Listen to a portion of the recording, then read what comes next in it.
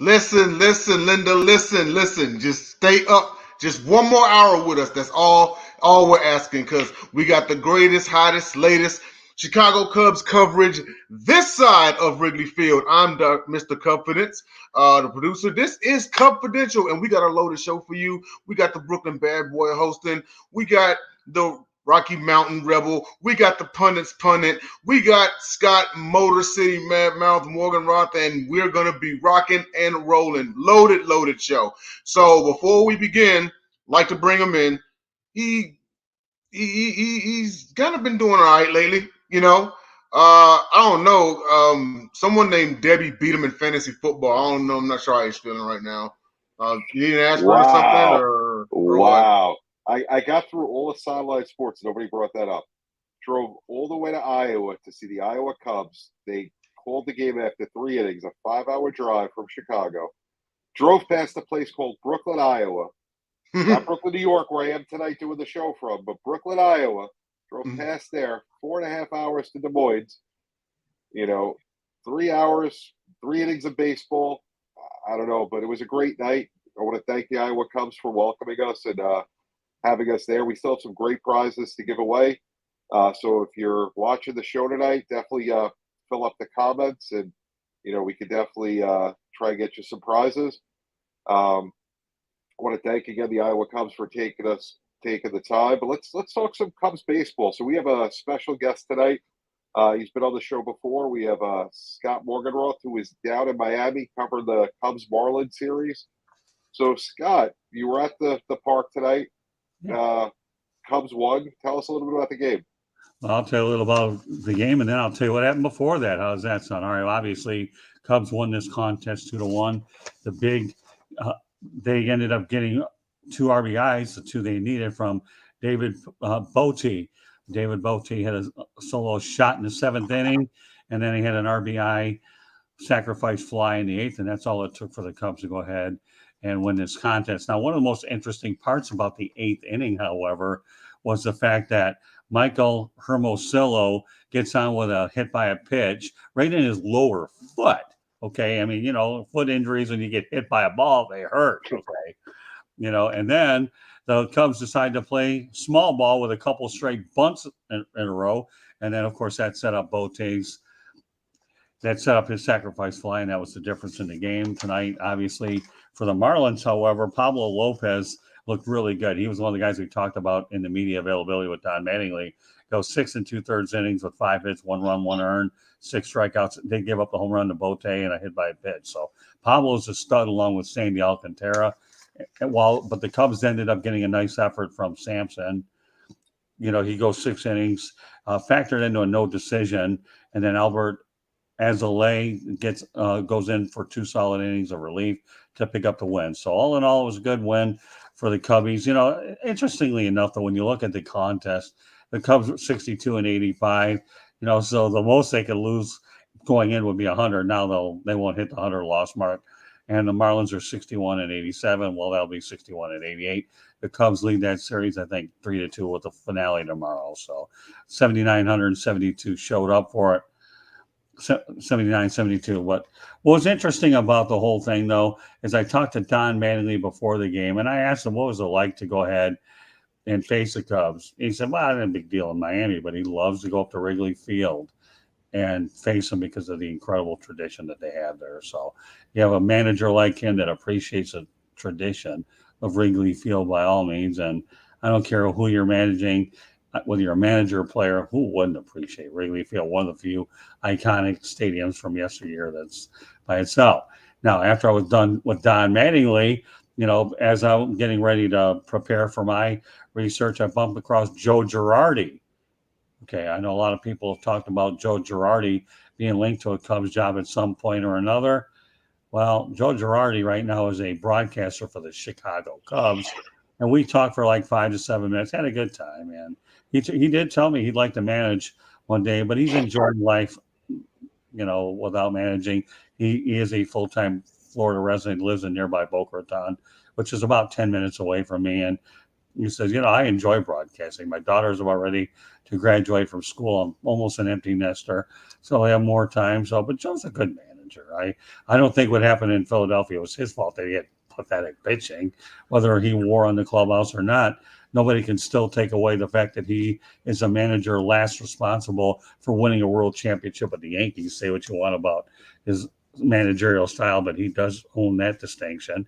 And he is a Midwestern guy. So, every time I have an opportunity to go to a game, and that's why I continue to do it, JB. I mean, I enjoy the media availability, with the manager, and then you never know who you're going to run in the lunchroom. I haven't really gone in the locker room a whole lot this year. I'm really not really worried about it because there are a whole lot of guys I work with Sandy Alcantara during spring training, but Don Mattingly is a guy for me that I like working with the most because let's face it, whenever Don Mattingly talks, people will definitely listen and respond. Okay, what's your question? So, a couple of questions for you, Scott. So, first thing is, both of these teams are both very young and both have bright futures. So, you cover the Marlins. You're a credentialed member of their media. What do you see for the Marlins in the next few years to make that next step to being where the Braves and Mets are?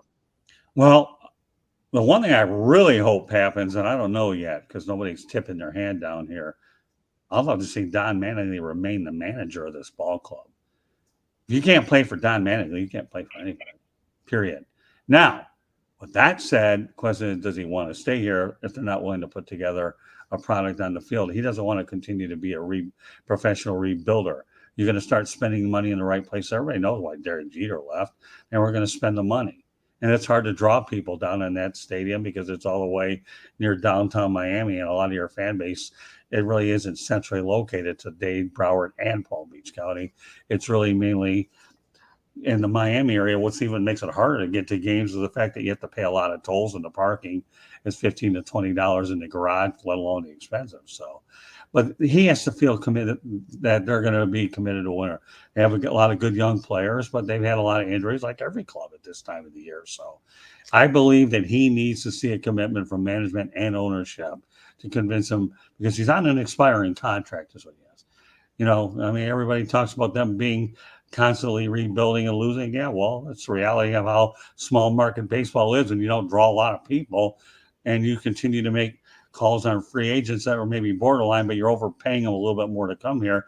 Otherwise, they won't come here in the first place. And that happens a lot of times with teams that aren't contending, is they'll overpay to get guys here that may not be quite worth $1. So, yeah, obviously you have to draft well. I think the one that I think should be under the most scrutiny, though, is Kim Ng.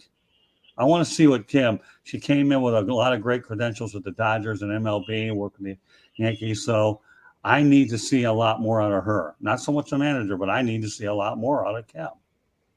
So, there's a lot of variables involved. So what do you see for the rest of this series going on? Well, you've only got one more game in this series, so I think the Cubs lost handily. So the Marlins' Achilles heel all year long is they can't score runs. You have great pitching performance, but you can't score runs. I've said that on numerous shows all year long. We don't score runs, we're not going to win. You look at how many games we lost by one run, a lot. You take some of those one-run losses, and you're looking at a team that potentially could be in the playoffs. So I don't know what to expect tomorrow night. I really don't. It's hard to tell. They're like a Dr. Jekyll and Mr. Hyde. Will the offense show up? Because the pitching always does. So the NL East, the Marlins find themselves way back, but you got a great race between the Braves and the Mets. The Braves were a game out going into tonight. How do you see that race shaking out, looking at it from the outside? For some crazy reason, and I've been saying it all year, JB, I do believe the Mets are going to win the division. I do. That doesn't mean they're going to get all the way to the World Series, but I think they're going to win the division. I like the Mets. I really, really do. But by the same token, let's go back to my Marlins a while back. I don't think they've ever won a division title, but they won their World Series as a wild card team. It's all about getting in the postseason is what it is. And what happens when you get in the postseason is anybody's guess. It really is, right? Pitching takes over, hitting, they make adjustments. Teams make adjustments during a 3-game series. What happens when you have 5 and 7? How many more adjustments are you going to make? When you shorten your pitching staff, that fifth reliever becomes your long setup guy, right? Exactly. Right. And then, of course, Now you don't have to worry about the designated hitter because it's universal. So you take that part of it out. So now, looking at the Mets last night, you had Max Scherzer back from the IL, throws 6 perfect innings, 68 pitches. He was on a pitch count, 75 to 100 pitches. Buck goes ahead and pulls him out after the 6th inning. Was that the right move? If you're managing the Mets, do you do that there? Normally, I don't like when managers go ahead and pull pitchers for perfect games. In this situation, you have to consider the Buck Showalter. He's been around the game a lot. He's got to protect Max Scherzer for the postseason, and Max Scherzer getting up there in a little age. I really 99 out of 100 times don't pull him out when they have a perfect game. But this is a guy that was on a pitch count, and you have to protect him with the playoffs. JB, this is September 20th. Okay, the playoffs start in a couple of weeks. They need him then. Obviously, it's important to do what you've got to do in order to try to win a division, but it doesn't matter. I think I will never, ever question Buck Showalter for any move that he makes because he's been around the game a lot longer. Now, some of these other analytic guys that have been around for a while, I hate to say this, Kevin Cash is a good manager, and all these younger guys that are going to sit there and outthink themselves, that's another story altogether. Not Buck Showalter. I will not do it. In fact, I'll tell you another rule that I've learned from one of my local colleagues. You know what? I never, ever, whether it was on a Zoom call or not, or go after post-game availability after a game, because I'm not second-guessing the manager. That, to me, is against, if I was so darn good, don't you think I'd be managing a ball club and making those moves? These guys have a tough job, with the talent they have and the chess match that always exists. So rule number one, I don't ever go post-game because I will not second-guess the manager. I'll give him 12 to 24 hours to think about what he did, and if the question comes up later on, they'll have a chance to go ahead and answer them, but not immediately after a game. No way. Well, he was in a no-win situation if you think about it. The pitch count was 75 to 100. It's the after 6, right? The Mets are winning, so he throws another 2 innings. 12 pitches per inning is 24. That puts him about, 82, 90, about 90 pitches. Is he going to take a chance throwing him out of the 9th inning, close to that 100-pitch mark? And then what do? You leave him in? So he was in no man's land in my mind. So I kind of understood why he did it. If he was going to pull him, that was his spot to pull him, right, where he could get away with it. If he waited any longer, it would have been a bad situation. So he pulled him at the only point I thought that was possible that made sense. Yeah, I mean, really, think about it. Are you worried about 12 to 15 stinking pitches for a guy that could conceivably win you a World Series? Do you think that Steve Cohen would be upset? You darn right he would. Hey, yeah, but he hired Buck Showalter, for crying out loud. He hired a veteran manager that you got to remember. A few people don't understand about Buck Showalter. He did something most people do. He won in Baltimore, for God's sakes, okay? But then the one thing that really has to be understood is he built the Arizona Diamondbacks from scratch, and Bob Brenly won with the team that Buck Showalter built. How do you question that? And he came through the Yankee system in the first place. So, yeah, question him. But, I know the analytics thing. Yeah, I don't know. What was his pitch count yesterday? I didn't see the game because I'm too busy running. 68. What was it? 68, and his pitch count was 75 to 100. All right. So how many average? It was bottom of he pitched 6. He was at 68. And the pitch count was 75 to 100. Figure average 12 pitches an inning is another 24. That puts him at 92. That will put him at the bottom of the 8th. You're going to throw him back out there and take a chance in the 9th inning? It wasn't worth it. It wasn't worth it. I'm an advocate for complete games anyways. I believe that every pitcher should go out there and be able to complete a game. I talked to Mattingly tonight about Sandy Alcantara, and Mattingly, like every local manager, is going to say that they should win the Cy Young. But Sandy's doing it on a team that's, not even going to the playoffs. I remember one of the greatest things I've ever seen, even though I never talked to him, was Steve Carlton won 27 games, and the Phillies, won? They didn't win that many, and he still won the Cy Young Award. Now, that was way back another lifetime ago. But, guys should be able to throw complete games, on 4 or 5 days rest. But, no, in a case of Max Scherzer, you think at that 10 or 12 pitch, don't think that Steve Cohen isn't blowing a gasket at that point. But Steve Cohen doesn't have to because he hired the right manager. He did. And you're right. That was the appropriate time to pull him. Yeah. So, Scott, I want to thank you for taking the time. I know you had a long day. You started out at Homestead, ended up at the Marlin game. and now here tonight. So I want to thank you for coming by. Where can people find you? All right. They can find me www.southfloridatribune.com, but more importantly, Twitter @Tribune South. But please, folks, subscribe to the South Florida Tribune YouTube channel. Please subscribe South Florida Tribune YouTube channel. You'll see JB, Jake, and the rest of the sideline crew on there. A lot of them come on as our guests, and I'm adding more and more from your group to all be able to cross promote. So we enjoy, the South Florida Tribune enjoys working with Sideline Sports and being able to cross promote on both shows. Yeah, I don't want to forget out any names. If I do, then I guess I'd get off because I'm tired. But the reality is, please subscribe to the South Florida Tribune YouTube channel. And I'm looking forward to having you on tomorrow night's edition of the Sports Exchange. Only I'll have a little bit more rest tomorrow night. I appreciate it, Scott. You get some rest. I'll see you tomorrow night.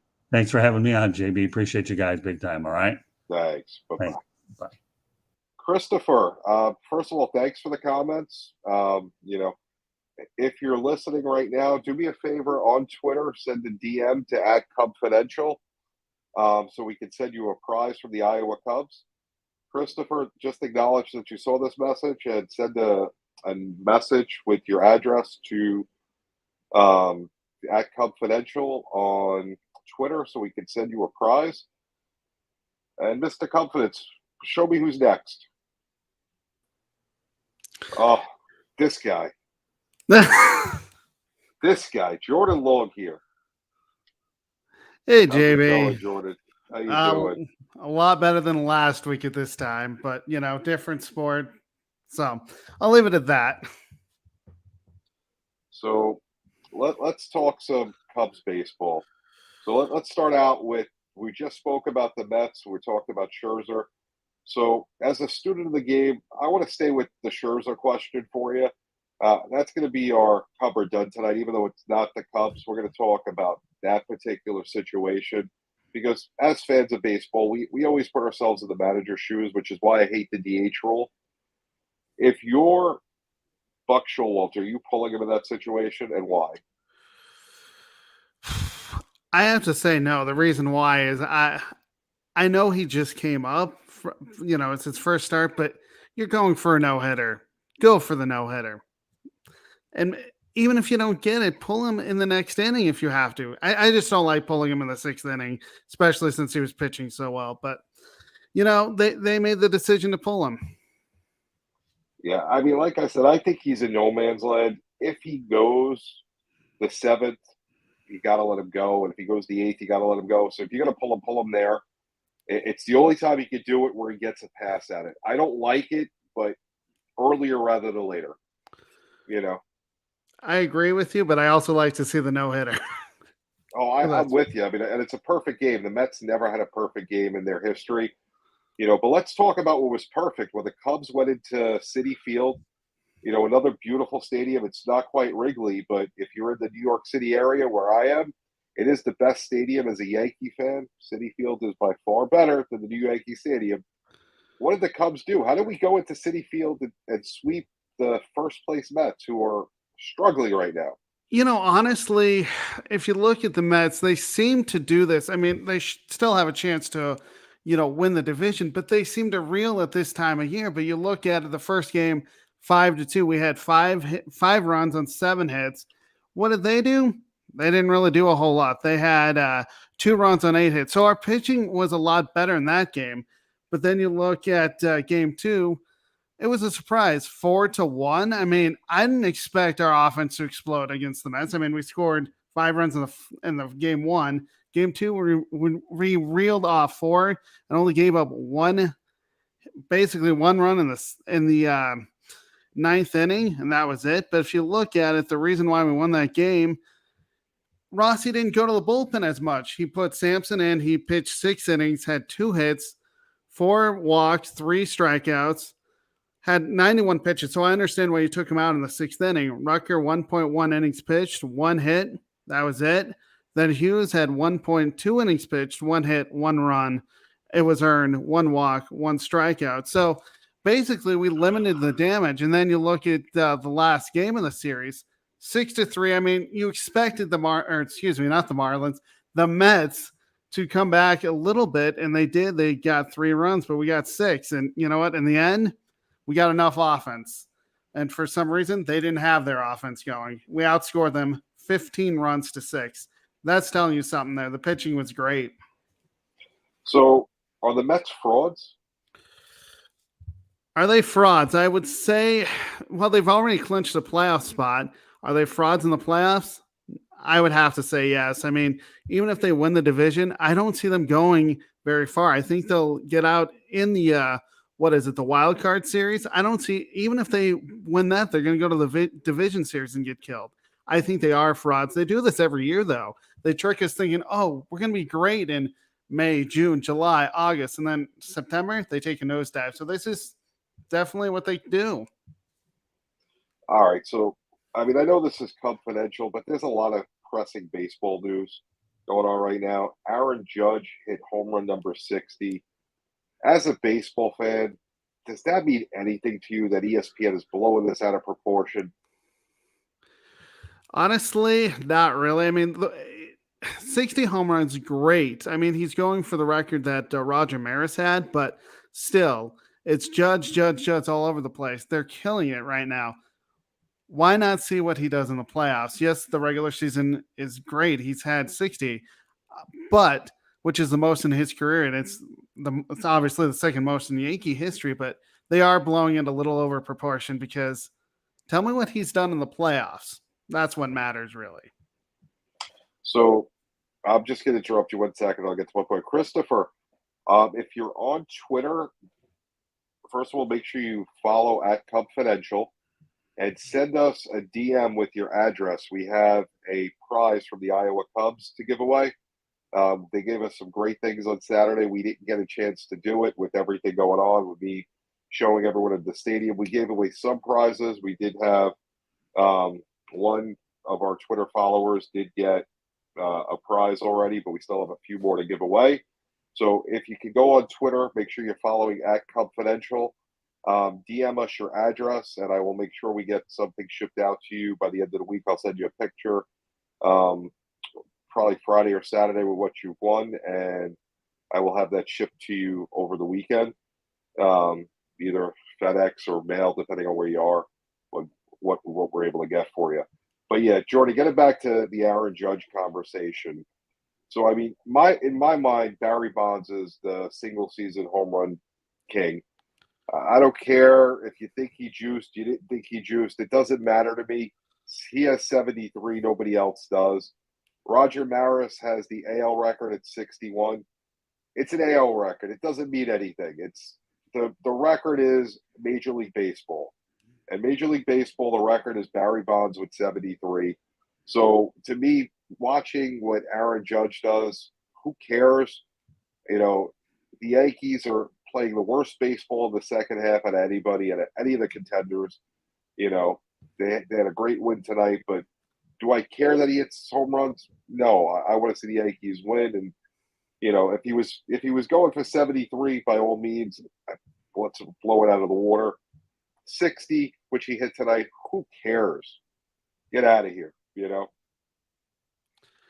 I pretty much agree with you. I mean, yeah, it's not the Major League Baseball record. It's just an AL record. So, yeah, I'm with you. Who cares? The point is what are you going to do in October? And actually, it's going to go into November if you go that far. Tell me what you do then, where it really matters. Yeah, so let's switch up. So we did the Cubs-Mets series. Let's talk about the Cubs-Rockies. Jordan, you're doing double duty tonight, Jordan. So this Cubs for you tonight. How many ways can we use Cubs in a pun? I got to say, we're good at this by this point of the season. We are. And the thing is if you look at this Cubs-Rockies series, they're mirror images of each other. What do I mean by that? The Rockies have offense. The Cubs have offense. Rockies don't have pitching.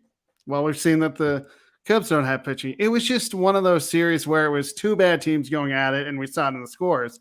On Friday, Cubs won 2-1. Cubs scored a run in the first when Ian Happ singles, scoring Mastrinsky, and then they added a run in the fifth when Mastrinsky homered. The Rockies cut it to 1. Actually, one of their better hitters, Ryan McMahon, homered in the sixth. But the thing about it, it was missed chances in this game. In the first inning, Ian Happ was at third, and David Bodie was at second with 2 outs. Well, Jared Young struck out swinging. And the third, Ian Happ at second with one out. Rios lined out and Young grounded out, ending the threat. In the eighth inning, Young doubled, 2 outs, and Haas Morello struck out. So it's just missed opportunities there. You look at a 2-1 game, could have easily been 5-6, runs scored. But the thing that, and I told you this when we were doing our Iowa Cubs thing, it's the runs on base that we left. Cubs 8, Rockies 5. Offensively, though, the Cubs were 1 of 6 with runners in scoring position.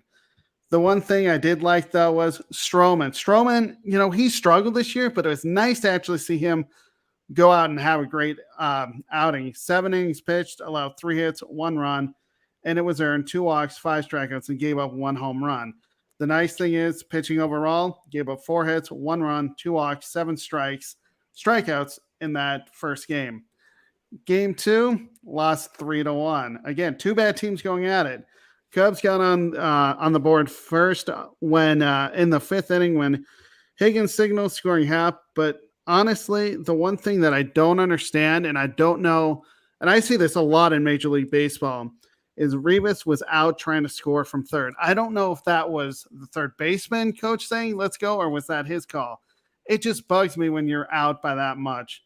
But in the 7th, the Rockies tied the game when Juan Diaz grounded into a fielder's choice, scoring C.J. Cron. In the 9th, the Cubs gave up 2. First, one of the better, actually probably the best hitters on the team in the face of the franchise besides Chris Bryant for the Colorado Rockies. Charlie Blackmon tripled, scoring Garrett Hampson. But the thing is, another missed opportunities for the Cubs. First inning, Rivas at first and Winston at second. Higgins grounded out. In the 6th, Young doubled with 1 out.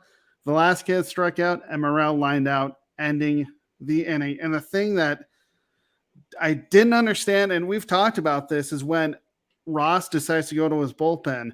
Wazinski, 7 innings pitched, 3 hits, gave up 1 run, and it was earned 7 strikeouts. Taken out 88 pitches. Come on, let him go at least, 90 to 95. But I understood the thinking. You're thinking, it's a tight ball game. We may have, this game in the bag. I'm going to blame this on it's a Rossi Lossy just because he went to the bullpen. I love it. My phrase has taken over. The Ross loss. It was a Ross loss, unfortunately, for the Cubs. And then on Sunday, the Rockies scored 3 in the first, one in the second, and basically scored 3 in the first and 1 in the second, I should say. Good news is early in the game, so you have a chance to come back.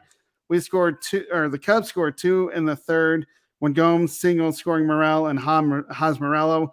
Cut it to 4-3 in the 6th when Gomes homered, but that was it. The thing that bugged me in this series, though, as a Cubs fan, as I like both teams, but you look at it, 3 for 17 with runners in scoring position.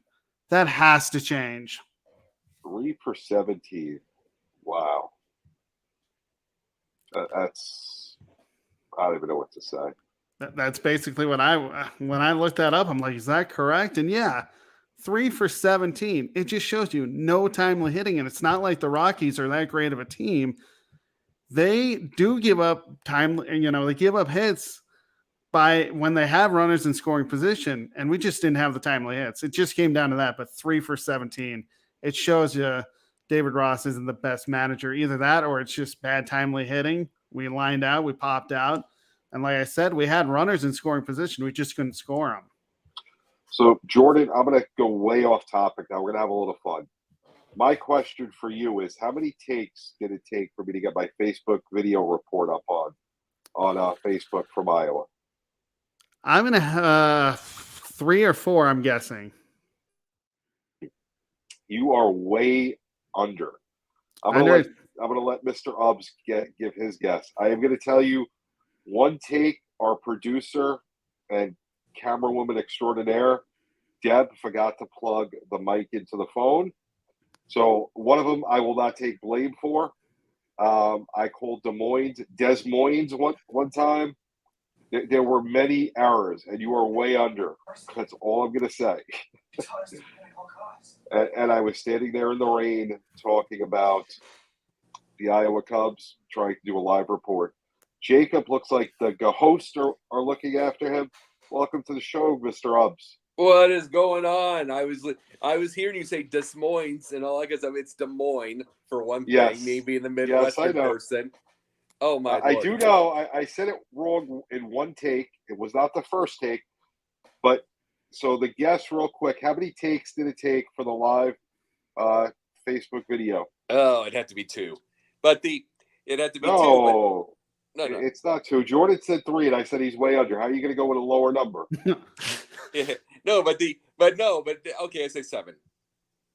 That's about right. I think it was about 7 or 8 in the rain, standing there with little errors. As I said, the fabulous producer, camera woman extraordinaire, Deb, who beat me at fantasy football, forgot to plug the mic in one time, so I don't take blame for all the mistakes. But there was a lot of takes as I stood there in the rain until I made it look flawless.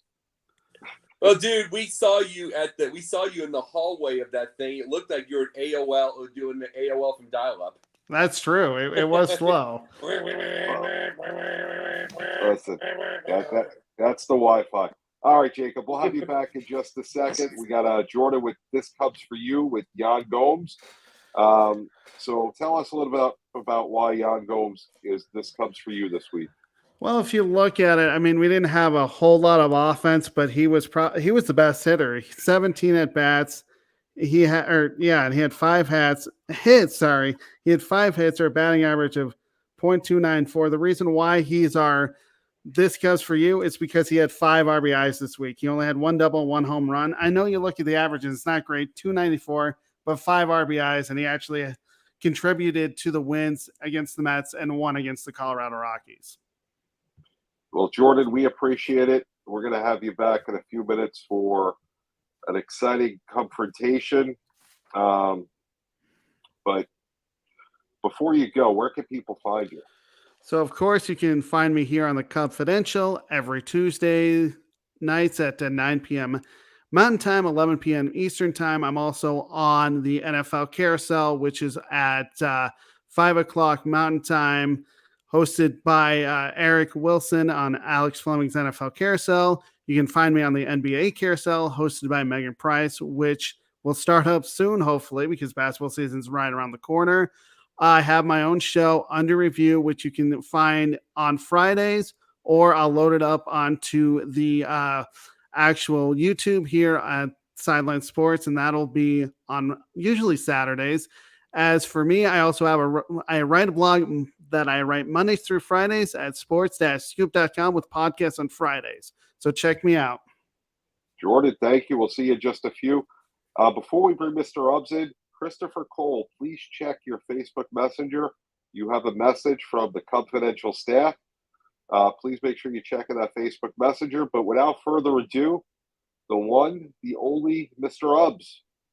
Welcome. Oh, I'm sorry. Welcome.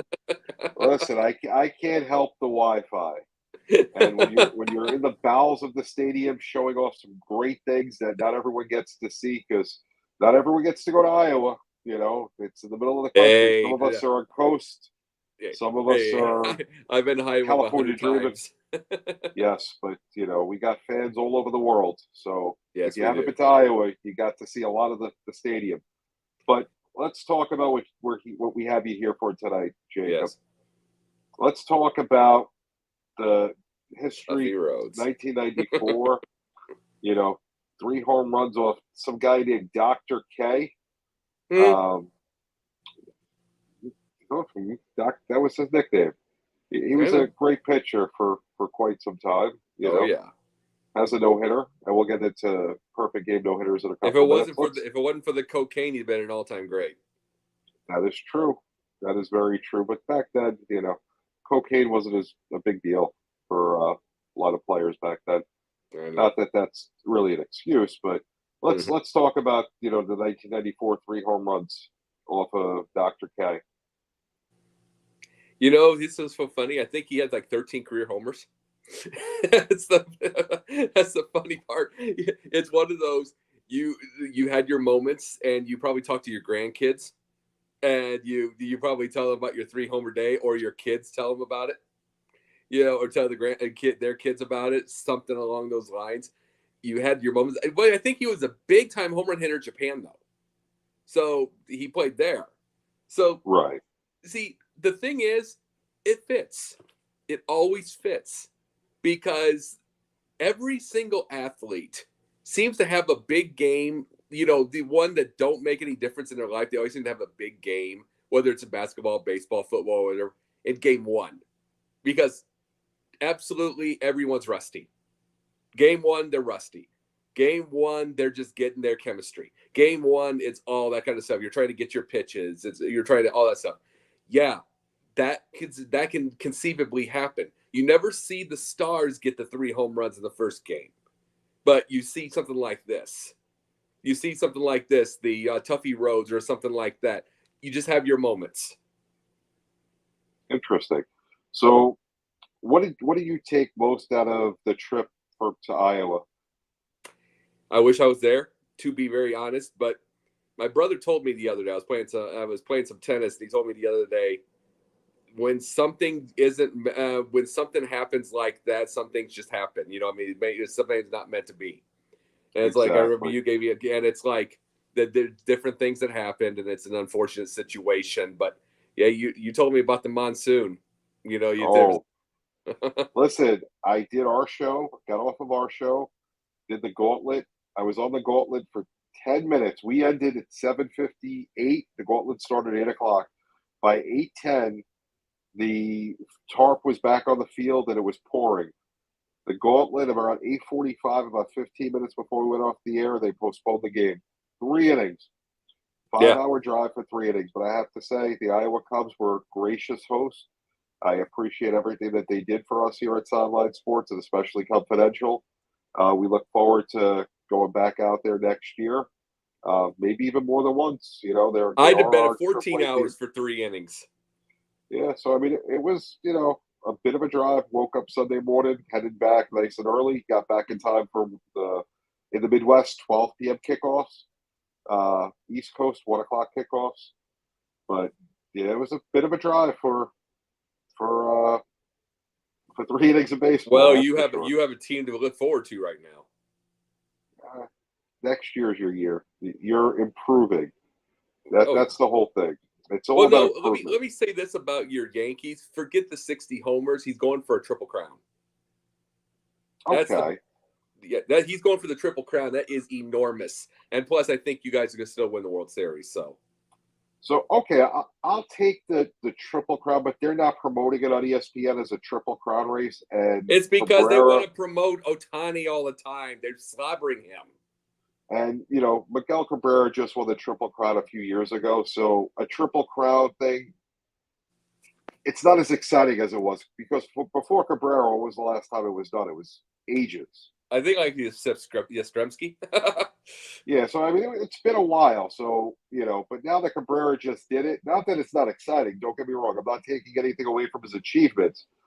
I'm just saying that, from, that being said, I don't know. To me, he's going to obviously break the AL record. Big whoop. Well, he's going to win the MVP for one thing. I think so. I definitely think he will. Dude, I think you guys MVP. got the World Series. I really do. I truly don't. My thing, and I've said this from the beginning, it is not the Yankees' year. They played over their heads the first half. They were unbelievable. A lot of respect for what they did the first half of the season. Came out the second half, and they've stunk it up. Played horrible. Yeah, but that doesn't mean they can't get hot. It does not mean they can't get hot. I don't disagree with you, but I don't think this team's built for October. The $40 million man that isn't a good enough leader. The bats that go silent in October. This team is not going to win. That's my personal opinion. I think it could be Yankees and Braves in the World Series. I'm thinking Houston, unfortunately, and I hate to see Houston make it. Well, the thing is, I'm going to go Dodgers. If I'm wrong, it's Dusty Baker again. I want to see Dusty get one. I think it's Houston against the Dodgers. That's my honest opinion. Yeah, Dodgers are. I mean, Dodgers get hot and then they get, and I'm like, I don't know what to tell with them. I know they win a ton, but then they, you're talking about runners in scoring position and stuff like that. It's like they they get the 1-run games. I feel like they play down their competition sometimes, even if they win. I think they do, but I think they're just stacked. I mean, I think they're by far talent-wise the best team in baseball. I don't think anybody's beaten them, but they seem to have a horrible track record in the playoffs. They've been the best team in baseball for the last X amount of years, and how many World Series have they had? So that doesn't really mean much in baseball. Well, they've got the bubble series, but the biggest thing is bringing up what Scott was talking about earlier. He was talking about Miami. Okay, if you wanted to bring this up to him. If you want to keep Mattingly, I mean, Mattingly's a great baseball mind, so there is that. But the whole thing with Kim Ng, I don't believe this was the Derek Jeter deal. I don't believe if they have less wins than next year, even one less win than last year, I think she's gone. I think she's gone. They're going to try to they're going to use this as an excuse. And then I've never wanted her in Miami to begin with. Why not the White Sox or Cubs or something? Get her something she can build. You can't build in Miami. Then it makes her look bad. Then what kind of job is she going to get after? Because they're going to use it as I told you so. That's a great point. Let's talk a little bit more about a team that's going to be in the playoffs. I've asked everyone tonight. Scherzer pulled after 6. What's your opinions on that? I mean, if you're talking about my obvious opinion, I want to see him finish it. But this has gone on for so long now. They will not. We talk about complete games; they're not even allowing for that anymore. We're going to see. Someone made a meme someone made a meme of Nolan Ryan's seventh no hitter being carried off.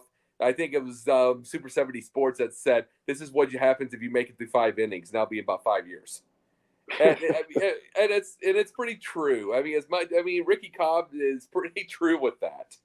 It's like they just do. See, they're hurting pitchers. They're hurting people now by not letting them finish. But this has gone on for so long that, I mean, and I'm still waiting. Even though that DeGrom proved me wrong. He made it past August, and he's into September right now, and he looks like he's going to make the playoffs. But I'm still waiting for that shoe to drop with him. Just because they overprotect, they took him out at 5 innings.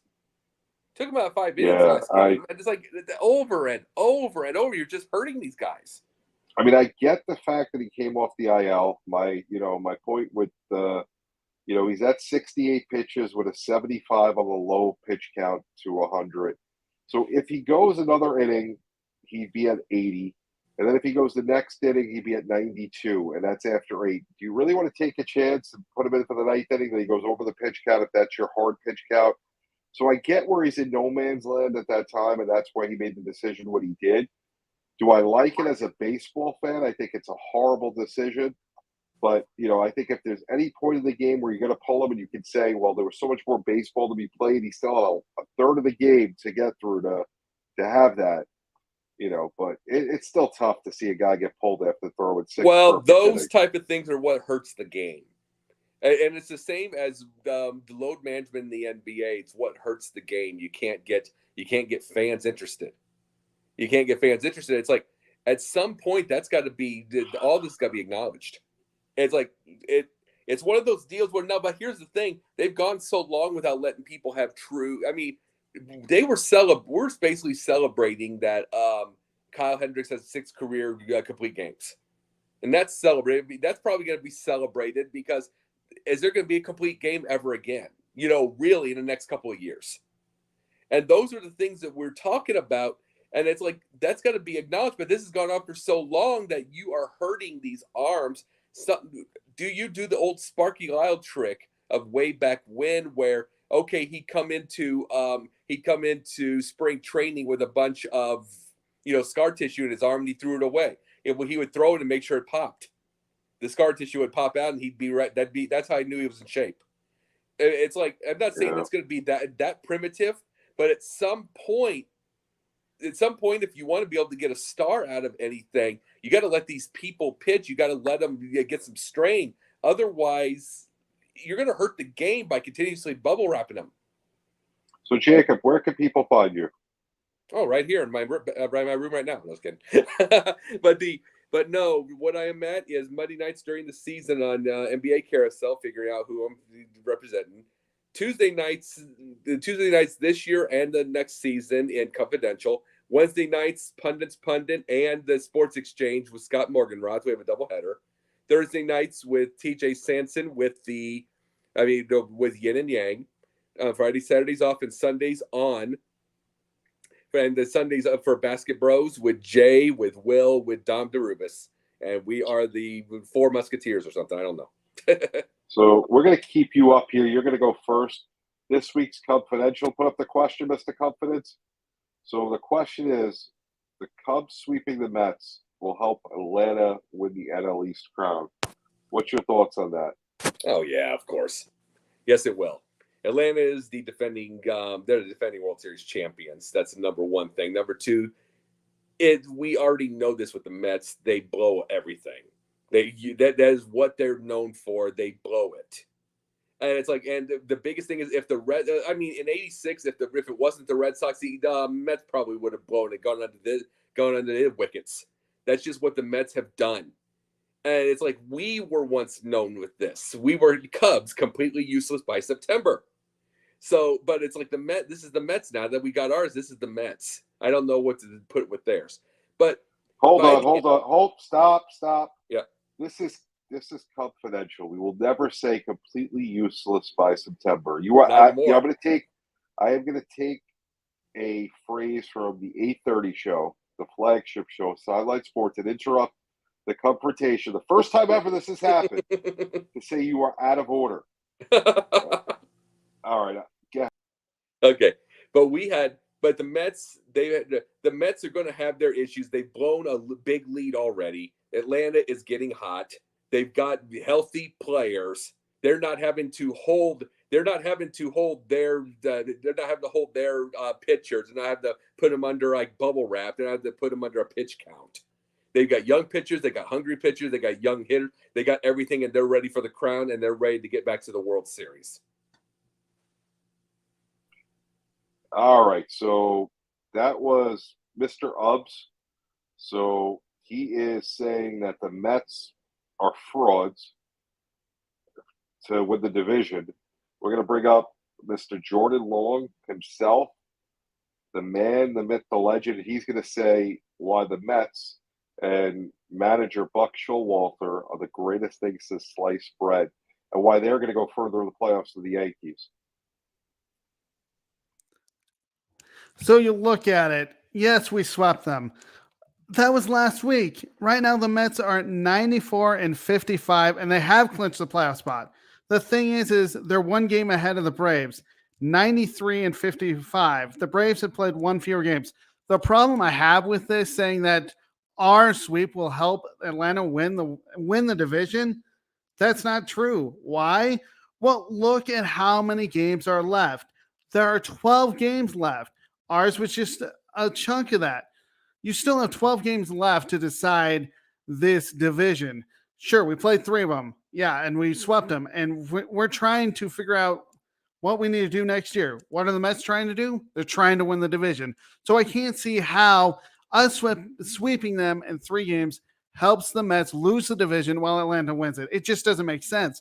Atlanta still has time to do it themselves. They have 12 games. There are actually 13 games left to actually win the division and win it outright over the Mets, who have 12.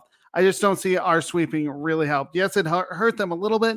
It's not going to determine who's going to win the division between the Braves and the Mets. All right. So that was Jordan on why the Mets are going to win the division.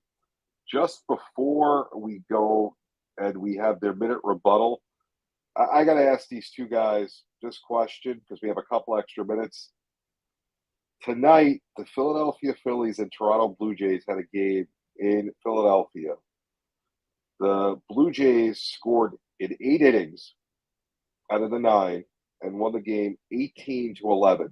Both of these teams are wild card teams at the moment. What kind of baseball is that? So, Mr. Ubbs, you're up first. Tell us why this is absurd wild card baseball. And Jordan, you're going to tell us why this is good baseball. But first, Jacob, take your minute to explain why Atlanta's going to win the division to rebut him. For one thing, I've seen this before with many a team, and it's been before the 2 weeks. Seen it before as our team, seen it with other teams. Gone down to the last week, they completely blow it. And they've blown it with being 4 up with the week left. I've seen this before. This is a game. This is a half game to a game. This is nothing. He's done. The Mets are finished. They will get to the playoffs. They'll get their wild card. But no. All right, you're 1 minute on the Phillies-Toronto game. Toronto winning 18-11. Oh, that's saying is they can be able to hit. Both sides can be able to hit, and they've got a lot of people that rake. But it absolutely reminds me of every team that can be able to rake once they don't have pitching, and then they stop hitting, it's over. So that's going to end early for either side. So it's fun right now, but if you can rake, you might get a game. You might be the 1-game series. You might be able to get that in there, but then you will be that one that gets shut out 2 or 3 games, 2 of your 3 games in the playoffs because you've stopped hitting and you have no pitching left, so it becomes a problem. All right, that was Mr. Ubbs himself. Jordan, rebut this horrible argument, and then we'll let Mr. Cubfidential judge everything. So if you're looking at the Mets, yes, they do it, but guess what? There's still 12 games left after tonight. Again, the Braves are 93-55, played 1 fewer game. I still think, though, yes, we've seen the Mets do it, but they've learned their lesson. They're going to probably end up clinching it in the end. But the thing about it is, what's going to happen in the playoffs? I think that's what we're thinking about. Atlanta still is a great team. Even if they don't win the division, they're going to end up at least going through to the NL Championship Series. I'm not worried about them. The Mets, even if they win the division, they're not going to go very far. But even so, they are going to end up winning the division, and our sweep does not matter. As for the 18-11 game, that's the kind of offense I like to see. I'm a guy who likes to see scoring. I love a 18-11 game. Sure, you don't have the pitching there. But if you're going to rake like that in the regular season, it is going to go back into the postseason to say, okay, we can actually score runs. Maybe not 18 or 11 runs, but you're still going to be able to get your offense going because you have more scouting reports to say, this is where they like to throw it. The batters are going to key on it, and you're going to see, 8, 9, 10 runs. I love an 18-11 game because of that offensive numbers. All right, so let's bring in Mr. Cubfidential. Let's get a winner of this. Obviously, the winners were not in Philadelphia tonight watching a 3-hour and 41-minute baseball game where 29 runs were scored. But who won this battle of the confrontation? Man, I was thinking about it, and I was like, you know what? Would it be fair if there was a kind of a split winner? So I'm going to break it down in, I guess, both rounds here. So as far as the main confrontation, as far as the playoff preview, I'm going to have to hand that one. I'm going to have to hand that one to Jordan. He's right. There's 12 games left. Now, Jacob did bring up a solid point. We have seen this before. Sometimes it takes that one game loss or series loss that can demotivate the team for some reason, So it could be the start of of Atlanta, going on a run and winning the division, even though it's only like a game difference. But like Jordan said, there's 12 games left. Anything can happen. I could see how it could help hand him the crown because a demotivating factor would be like, wow, we just got swept by, the bad Cubs, essentially, But at the same time, there's 12 games left. I probably would have swung it the other way had there been, I don't know, 3 games left. But yeah, it was close, as is every week. But I got to hand that one to Jordan. Now, as far as the 18-11 game, I got to swing that over to Jacob. At some point in time, you got to have pitching and defense kick in. I mean, don't get me wrong, scoring is exciting, yes, but at some point in time, it's like, wow, who's going to get a stop here? Kind of like in football. You watch Big 12 football, they don't play defense there. So you're going to see like these arena ball final scores of like 66-59. And it's like, wow, does anyone play defense? Someone can watch a game that's 18-11. It's like, wow, is anyone pitching good? Are they going to play defense any? I mean, I'm not here to set parameters or anything like that. I'm sure if I were there in person, I'd be like, wow, I really got my money's worth. And that's all anyone ever asked for, especially being, from a general fan standpoint. But from an analytical standpoint, if I'm going to laud the scoring, I'm going to also kind of admonish the lack of defense because you have to have both sides. So what do you got? Split 1-1?